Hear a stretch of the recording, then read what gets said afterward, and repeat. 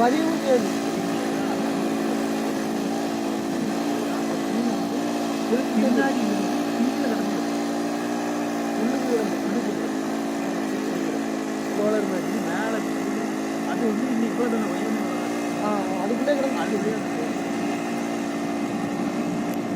2 மாசம் வெயில்ல ஓட்டலாம். அந்த மிஷினை 2 மாசம் வெயில்ல ஓட்டலாம், பயிர் உடையாது.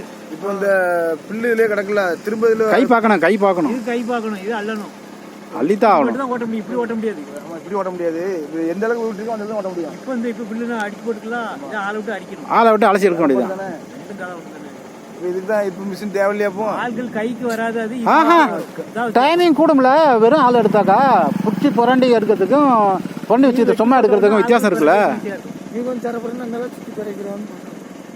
10 ஆள் வரைக்கும் 5 ஆள் மிஷின் போடுறாந்தா நம்ம ஒன்றும் செய்யக்கூடாது. அப்படின்னா சாத்தியமே கிடையாது. 1-2 கிடந்தா நம்ம எடுத்துக்கலாம். இது அடிச்சு ஒன்றும் வெளியே போகாதில்ல, அப்படியேதான் கிடக்கு. இப்போ அவ்வளவு பிறக்கணும், அதுதான் அவ்வளவுதான் சும்மா அந்திரியே பழுவுல அதுதான் புடிட்டு போயிடலாம. இப்போ நீங்க அறக்குது பேரு பிறக்குது பேரு ஆள் இல்லாம தானே இந்த பாட்டு போட இது ஓரளவுக்கு அடிச்சிட்டோம்னா அந்த போடணும், போட்டு விட்டு போகலாம். இல்லையா, நீங்க களையை எடுக்காம கூட விட்டு இப்படி கூட விட்டு போயிடலாம். முளைச்சிரும்ல. இல்ல முளைக்காது. அதெல்லாம் அடிபட்டு புள்ள கீழே இறங்க. புள்ள அடிபட்டுருக்கோம். நீங்க போகலாம், புள்ள போய் எடுங்களா, போகலாம். இந்த லைன்ல அடிபட்டு நீங்க போகல. இந்த லைன் அடிபடாது. அதுக்கு கை பார்க்கணும். அதுதான் கை பார்க்க சொல்றோம். அது பக்கம் அடிக்கதான் தெரியும். அது பக்கம் அடிச்சு இதையும் மூறதான். தலைக்குள்ளே அடிச்சு கொடுத்துடலாமா? களைக்கொல்லி அடிச்சாக்கா பூமி வந்து போய் கடைசியாக மகசூல் பாதிக்கப்பட்டோம். 10 முறை களைக்கொல்லி போட்டீங்கன்னா 11ஆம் முறை அப்புறம் ஜீரோ ஆகிடும். புல்ல முளைக்காது, நெல்ல முளைக்காது.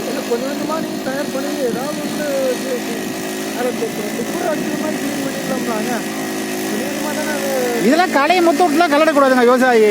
அப்படின்னா விவசாயம் பண்ணாமல் கரம்பை போட்டுடணும். சும்மா ஒன்று பார்த்தா விவசாயம் தெளிவாக பார்க்கணும், இல்லைன்னா விட்டுணும். நம்ம அது எவ்வளோ களை இருக்குது, எவ்வளோ களையை போட்டு மல்லு கட்டினா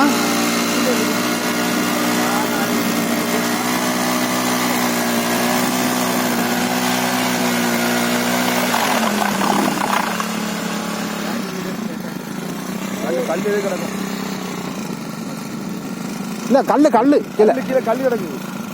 கல்லுல வந்து முட்டிச்சு, அதான் சத்தம். அதான் சத்தம் வருது.